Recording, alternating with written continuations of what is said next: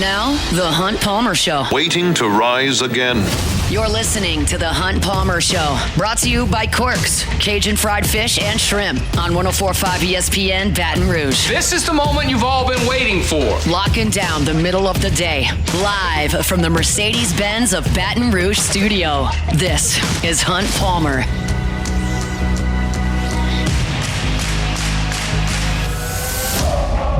Hour 2, Friday edition of the Hunt Palmer Show, brought to you by Corks, Cajun fried fish and shrimp, working towards the weekend. One more hour to go here for us. We'll get you to the finish line on this Friday.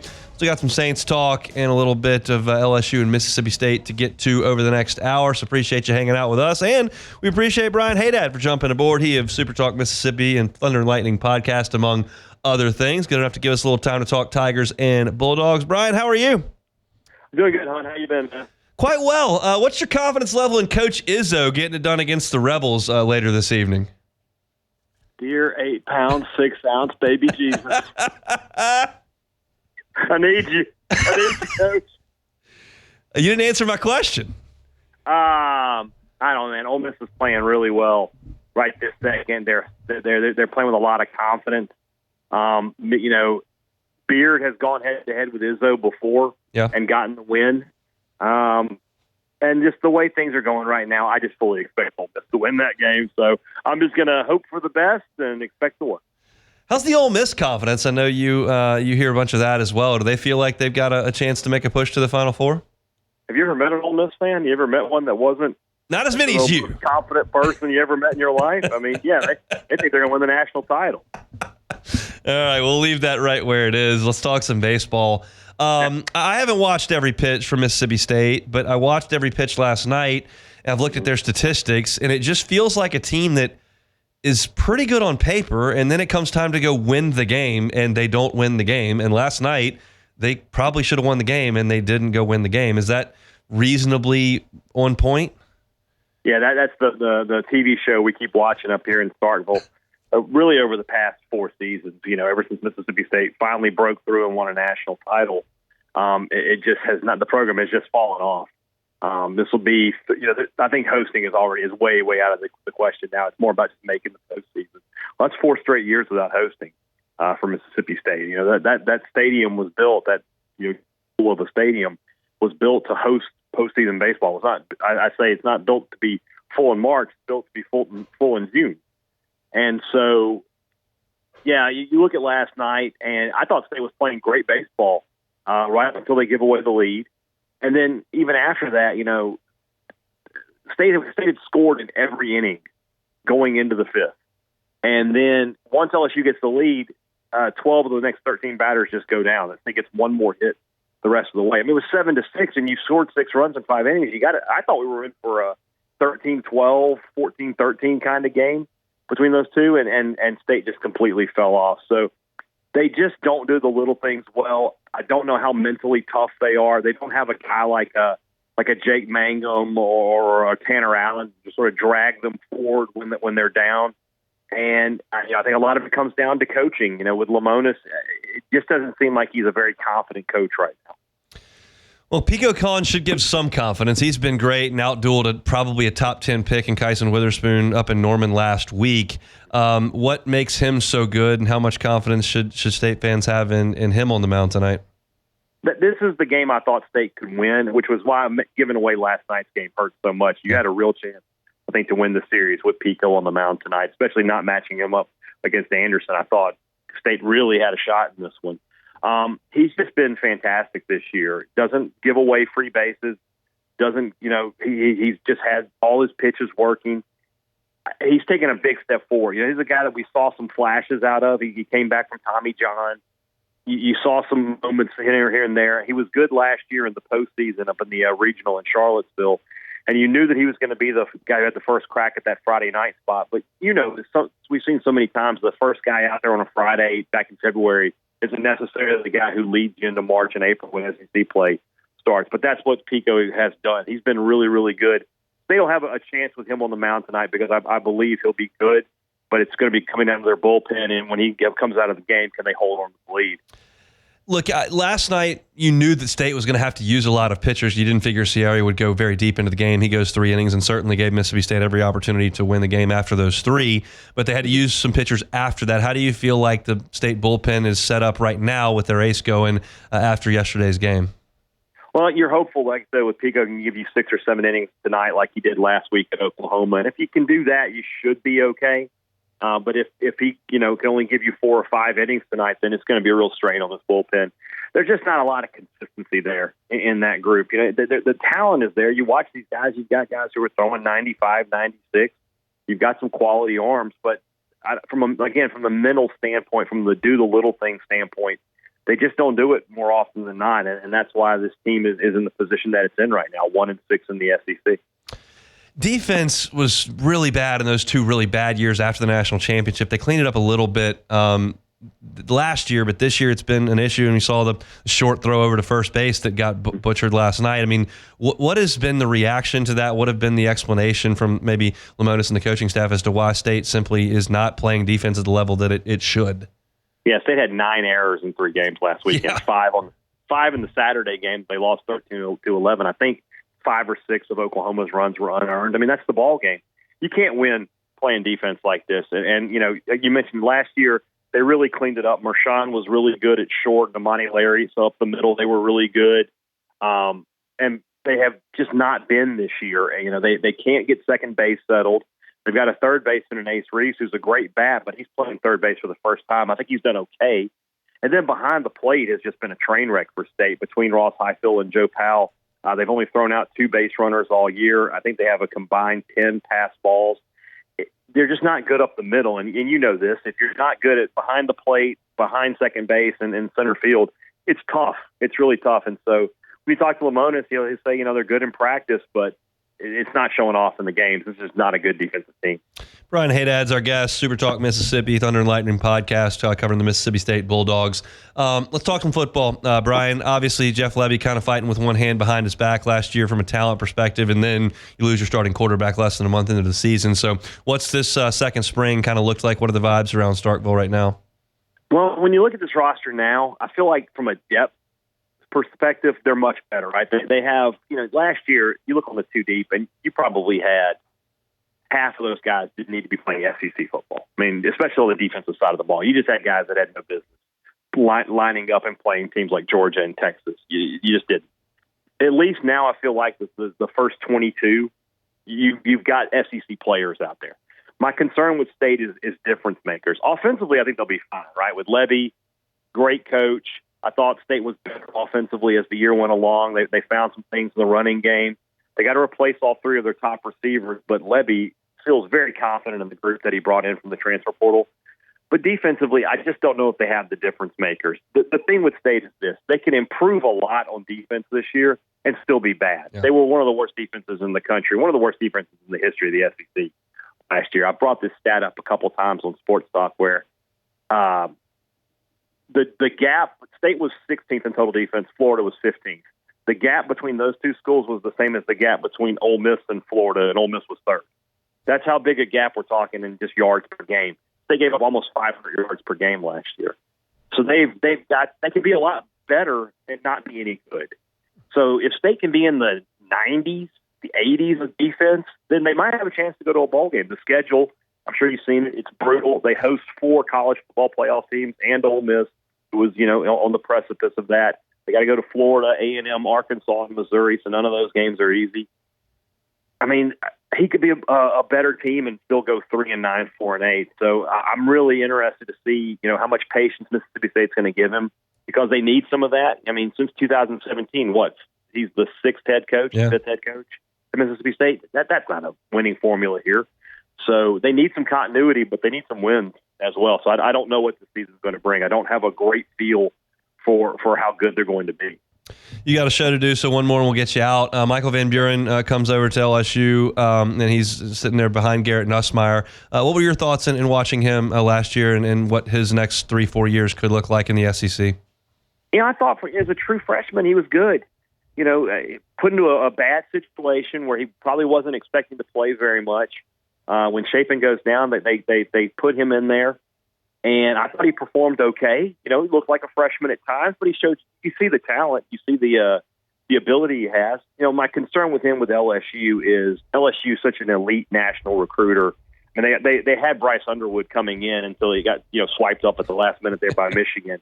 If Underwood signs with them, Van Buren's looking at it and going, well, I'm never going to play at LSU. So I just wonder who LSU is going to recruit next and if they will recruit over him. But if he's given the chance with the tools that I know that LSU can put around him, I think he can be successful. I don't know if he's a championship-winning quarterback, but I think he can be a very good quarterback. We'll be divided on one screen tonight with LSU and State playing baseball, but we're very much united on the other with Michigan State and Ole Miss. So we'll see if Sparty can get it done this evening. Have a great weekend, man. All right, Hunt. Anytime. Brian Hadad, Super Talk Mississippi, Thunder Lightning podcast over there. They do a phenomenal job covering Ole Miss and Mississippi State. So we appreciate Brian for giving us a little bit of time on this Friday. They're coming up in 45 minutes with their afternoon show, so we appreciate a little bit of his time here. So let's take a time out. When we come back, I want to talk a little bit more LSU and Mississippi State baseball. We'll get to the Saints at the bottom of the hour. That's next on the Hunt Palmer Show. The Hunt Palmer Show. Genesis of Baton Rouge. GenesisofBatonRouge.com is that website. Every single car that is on the lot is online at GenesisofBatonRouge.com. When you think Genesis, think luxury. When you think luxury, don't immediately go, I can't afford that. You don't know. Luxury vehicles at reasonable prices is the model over at Genesis. Go by and see them. Airline at Piku. Just ask some questions. Get behind the wheel. See the difference. Think you'll be surprised. Genesis is not on everybody's list right now because it just hasn't been around that long. Genesis of Baton Rouge has only been in that location for 2 years. So you probably haven't been by there. Just go check it out. Tell them Hunt sent you by. They'll get you behind the wheel, and you'll see. Every single purchase comes with a 10-year, 100,000-mile warranty. Every purchase comes with 3 years of complimentary maintenance. That's valet maintenance, meaning they'll come get your car, bring it to the dealership, handle it, and bring it back to you. We live in that kind of world now where everybody kind of expects the front porch service. They can do that for you. It's part of being a Genesis of Baton Rouge driver. It's Genesis of Baton Rouge. Find them online, GenesisofBatonRouge.com. This is the Hunt Palmer Show, brought to you by Quirks, Cajun fried fish and shrimp.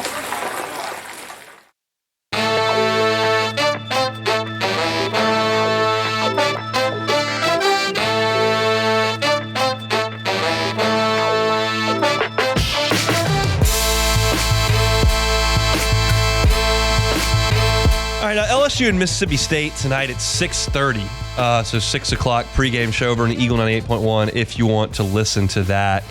And I'm interested in this game for a couple of reasons. It's always good to test yourself against an ace. And you're going to get that tonight. Like, Pico Khan is legit. It doesn't mean LSU's not going to score 8 on him in 3 innings. It's very possible. It's not likely, but possible. But he's really good. And I want to see how LSU handles that. Now, interestingly, like, Missouri came at you with 3 straight lefty starters. Texas's top 2 guys last week were left-handed.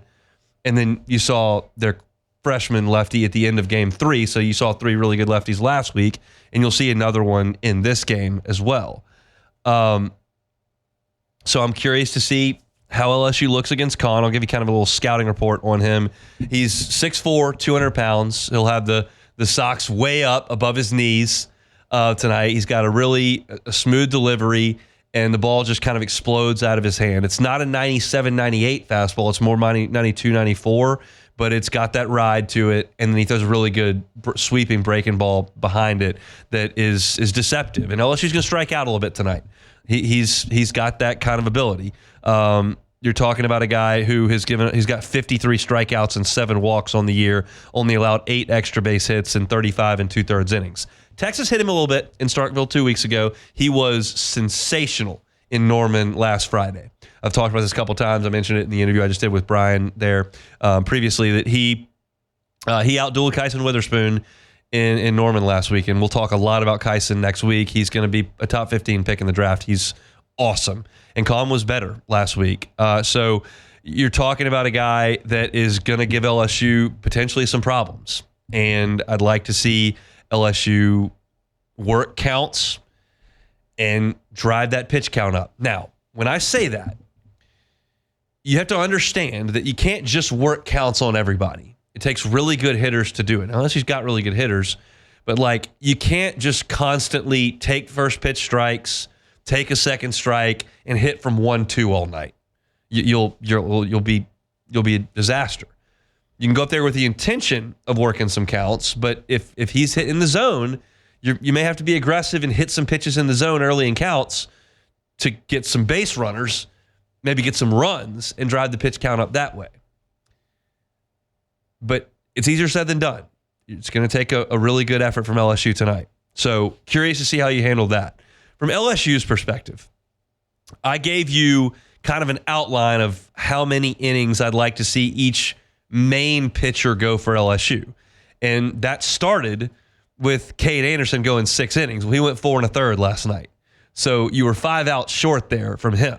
However, Zach Cowan, I had him cooped up there with Kason Evans getting 15, and Cowan went out there and got 12 last night. And Evans is going to potentially, hopefully, get more than 3. So those two are gonna bite off a little more sizable a chunk. But part of this equation that I gave you yesterday, and this was just me kind of spitballing and kind of seeing where the weekend went, inning by inning, but I wanted Anthony Ianson and Chase Shores to get 27 total outs. That's 9 innings. And I think that's reasonable. I think it's reasonable for Ianson to go 5 and Shores to go 4. I'm not asking them both to go 7. But right now, the way LSU's bullpen is throwing the ball, outside of Cowan and Evans, I'm willing to let Anthony Ianson work through some stuff. Now, if he's getting lit up and there are lasers flying all over the ballpark, I'm not saying just leave him in there for the sake of leaving him in there. No, you have to have a feel for the game and when you really need to get somebody out of there. And if one guy's got a double and a 2-run homer off the scoreboard and he's coming up with 2 men on base and 1 out in the third, and you're down 6, you don't need to put Ianson. I'm not saying just go eat innings, get it done. But you really need your second starter to be relied on to give you 5 innings of work in your own ballpark. And I think he can do that. I'm not in a rush to get Maverick Rizzi in the game immediately. I'm not in a rush to get DJ Primo in there to face that lefty in the 4th. I'm not in a rush to do that. Hopefully, sometime in April, you've got 2 guys that really break through out of the bullpen that you can have full trust in to take the ball and go get it. But right now, at least I know with Ianson, he's going to throw it over the plate. And you're not going to deal with free bases and free bases and free bases. Because once you took him out of the game last week, it was a free base walkathon. I want to say there were 7 free bases issued, maybe 8 or 9 free bases issued in the last 5 innings of that game by the bullpen. I don't need that. So I would really like it if, 1, Ianson was sharp, 2, the coaching staff committed to giving him as long a leash as they feel is possible, and 3, seeing it follow through. What's the ideal situation for tonight? Realistically speaking, Ianson for 5, Ware or Rizzi for 1 apiece or 2, Evans for 2. That sets you up with still a reasonable amount of guys ready to go on Saturday in Game 3 in this instance. And you've hopefully got 2 wins. If I'm giving you a scenario where Kason Evans is coming in the game to throw 2 innings, you're planning on winning that game. I know that you've got to get more from Schmidt. You've got to get more from Rizzi. You've got to get more from Ware. But we're starting where we're starting. We're starting with Anthony Ianson on the mound needs to go deeper into games. There are college baseball teams that have been put together that can deal with their starting pitching after the ace going 2 2/3. Like last year, Tennessee didn't really have a weekend rotation. They just kind of went with this guy to open, and then they'd bring this guy in. And there were some guys that had been there for a long time, and they just kind of cobbled it together. And you can do that if you got 5 bullpen guys you trust almost every time they're out there to go get 7 or 8 outs. Right now, LSU's not there. And so I need the starters to help them out. I'm going to come back on Monday, and I'll be sure to give you the out count of what I've laid out and what actually happened, and then we'll talk about why it did or didn't work and why my idea was good or stupid. I'm perfectly willing to come on here and do that. But I don't find it sustainable the way that LSU's bullpen is pitching right now to keep hooking starters in the 4th. And especially not doing that once Anderson has only gone 4 1/3 and you've thrown Cowan for 4 innings on Friday. Now it's even more important because my model has got Anderson going 6. He went 4 1/3. So you've slanted even further in the direction of we need more innings from more people. So hopefully that's the case in the ball game tonight. If LSU can win this game, man, are you sitting pretty. You're in really good shape.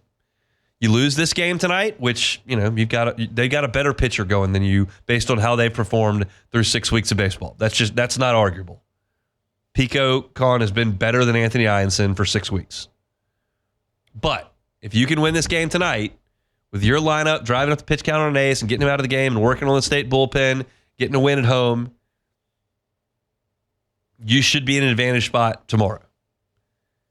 But you win the series if you win tonight. You can put some gravy on that tomorrow and really have put yourself in primo position after 3 weeks of SEC play. You lose tonight, you're going out there tomorrow with another rubber game on and the opportunity to have lost 2 weekends in a row. It's a big swing game. All these games are vital. And it's why in the game last night, I was so adamant that, you leave Cowan out there, you nail that thing down.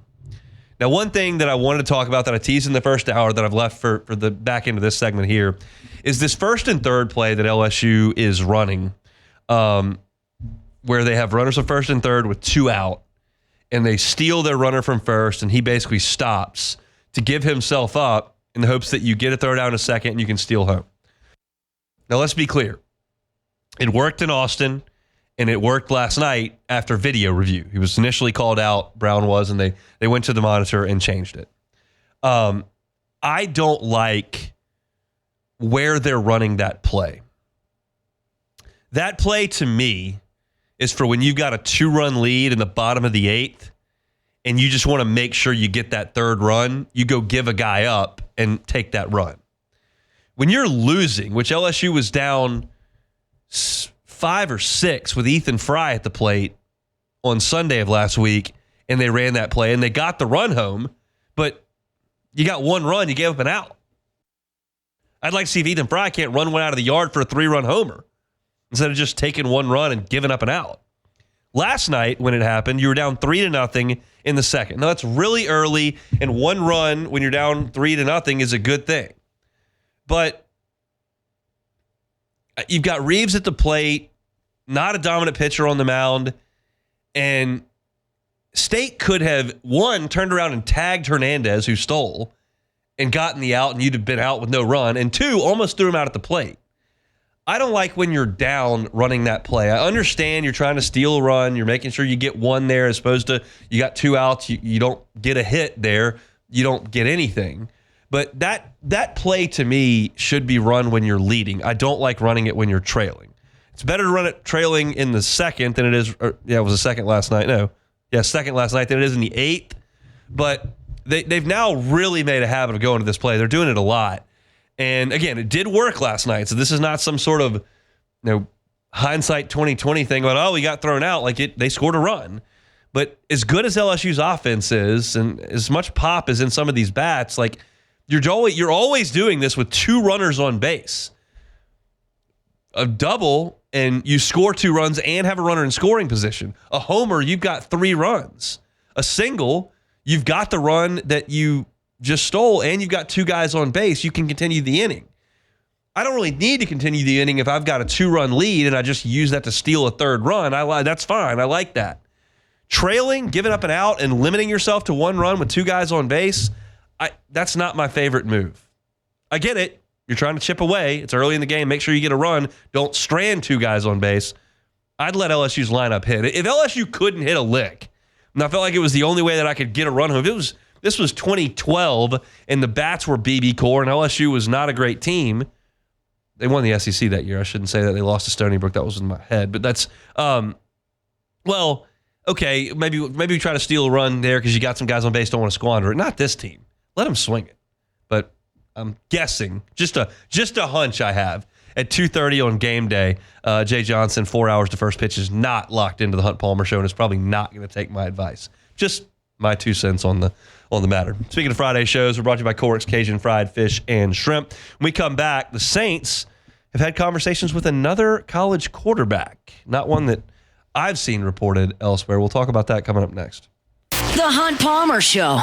One Bath and Closets. OneBathAndClosets.com is the website. David Duvall and his team, 30 years redesigning and remodeling bathrooms and closets. Safety can be a huge issue in the bathroom, especially as folks age. If there's a loved one in your life that's aging, wants to stay at home, but you feel like maybe in a compromised position in the bathroom, could be a hazardous situation, do what you can to mitigate against that. You can't completely eliminate the risk there, but you can mitigate against it. Non-slip floors, walk-in tubs, showers with benches on them, handrails in slippery areas could make a huge difference.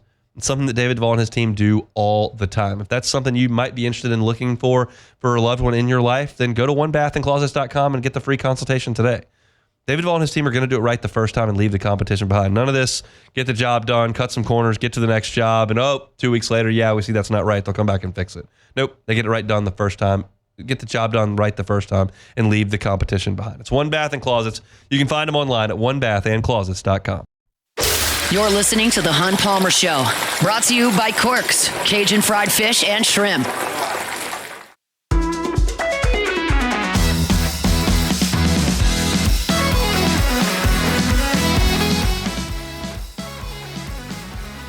Friday show is brought to you by Cork's Cajun Fried Fish and Shrimp. Going out to the box, do some tailgating.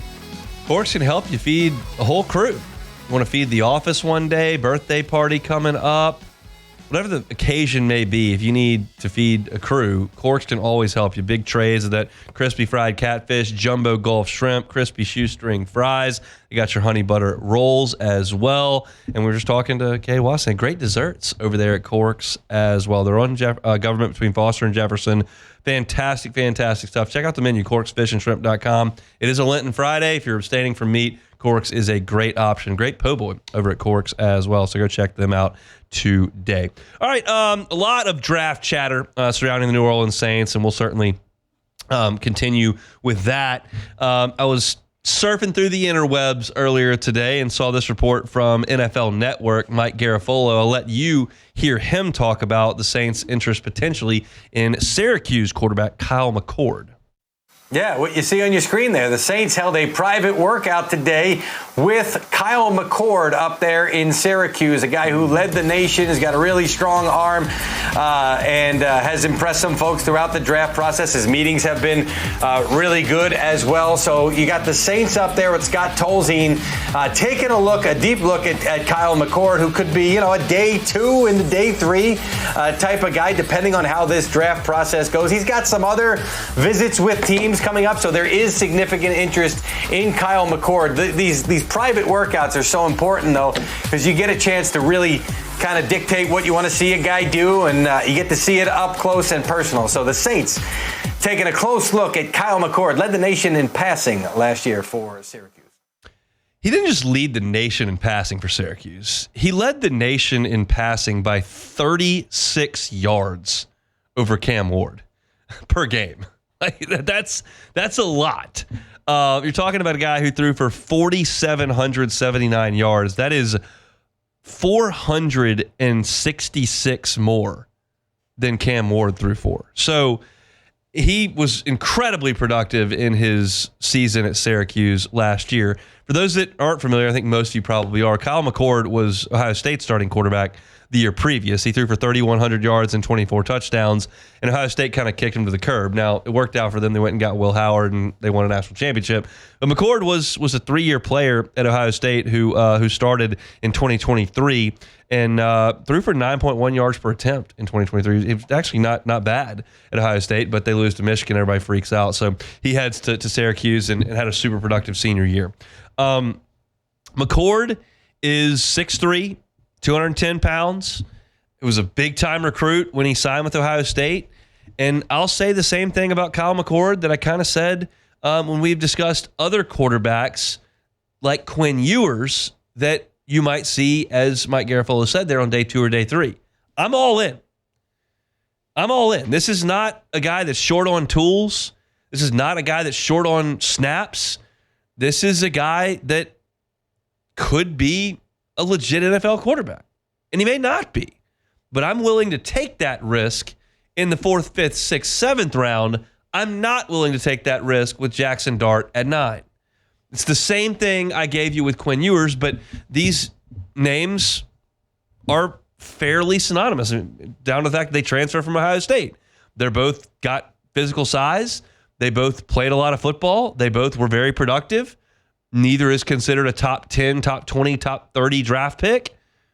But I'm all for the Saints taking a shot at somebody down the line that you might hit the Powerball on. And you can't win the Powerball if you don't buy a ticket.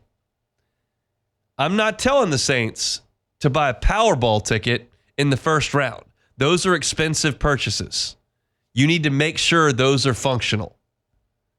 Let's go ahead and lay the foundation with the 9th pick. Let's put the roof over the house in the 9th pick. You want to put the luxuries in. Maybe it works out, maybe it doesn't. Swimming pool can be a big hassle, or it can be your favorite thing in the house. Let's do that in the back end of the draft, okay? You got to do surefire stuff at 9. 4th round, Kyle McCord, Syracuse, nation's leading passer, former top 100 recruit, 6'3", 210, 10th in the Heisman voting. Yeah, I'm in. I think that's a great idea. You bring him in, you compete with Haener. More importantly, you compete with Rattler. You let Derek Carr finish out this year, and then maybe you've got a guy. I'm all for that line of thinking. I just can't get behind, one, ditching a ton of draft picks to move up because you got so many holes on the roster, or 2, taking a flyer on a quarterback early in the draft. Not first round, not second round. You need impact starters. And let's be frank about, 1, quarterback picks, and 2, 3rd, 4th, 5th, 6th round picks. Like, the odds of hitting on that are not great. So let's avoid that. Let's avoid that risk. The Saints are not in a risk-prone place in their organization right now. They're in a risk-averse place. You can be very, very heavy on risk if your roster looks like Philly's. You can really risk things if you've got Patrick Mahomes at quarterback like they do in Kansas City. Same thing goes for Buffalo. You cannot take on a lot of risk if your roster looks like New Orleans' does. And Kyle McCord is a risk, but you can plug that way back in this 5th or 6th round. Now, I don't want to take a quarterback just to take one. That's not what I'm talking about. I don't need you taking one just to take one. You need to have done your homework and feel like there's a real chance that he's not a backup quarterback. You take a quarterback in this draft, you need to believe that he can be your starting quarterback one day. Not in September, but one day. When you got the Breeze era, you're kind of taking a quarterback, okay, he can back Drew up, maybe an asset. You got a backup quarterback, okay, it's fine. When you take a quarterback right now, you have to fully have conviction that he's the eventual starter in your organization. So don't just take the guy from Wofford, or they probably don't have a football team, in the 7th round just because I will see. But if you want to take the guy from Ohio State and then Syracuse or Texas in the 4th round, okay. I've got a list of criteria here that you've got to be involved in. I'm glad the Saints are heavily scouting quarterbacks. I'm glad they're talking to Quinn Ewers. I'm glad they're doing personal workouts with Kyle McCord. It's an important piece to the future of the organization to make sure that you're trying to do everything you can to evaluate the next guy. You've got Rattler in-house. You can still search the college ranks for this upcoming draft. But for nothing that is the 9th pick, 40th pick, that's where you got to go get guys who are going to start on your football team hopefully next year.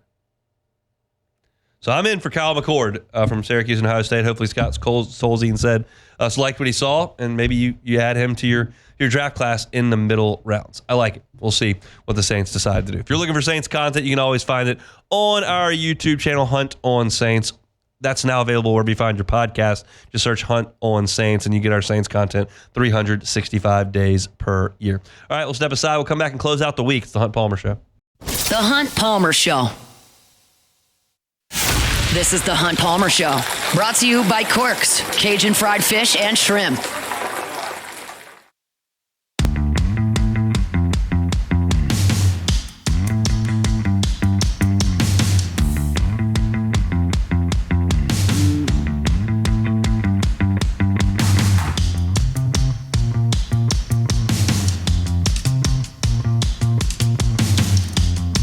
The VEX European Bracket Challenge is rolling right along. Sweet 16 underway, obviously, from yesterday and today. Head over to LouisianaSports.net. You see how you're stacking up for the shot at winning the $1,000 grand prize. The most accurate picks overall will take home all of that $1,000. It's the VEX European Bracket Challenge powered by 104.5 ESPN Baton Rouge. And also join LSU Athletics and the Tiger Athletic Foundation for Bayou Traditions' second annual Gala of Louisiana Saturday night featuring Jordan Davis on the field in Tiger Stadium Saturday, May 3rd. We're giving you on-field access. Register to win a spot at our table at 1045ESPN.com, supporting LSU student athletes' NIL opportunities, and reserve your table at lsutaf.org/events. Kim Mulkey's Tigers -3.5 tonight. How do we feel about that? Pretty good. They played them earlier in the year and beat them pretty handily. I know this is obviously two different teams from where they were at that point early in the season, but they've been playing their best basketball, I think. So I like 3.5 easily. I'm looking at some scores from NC State.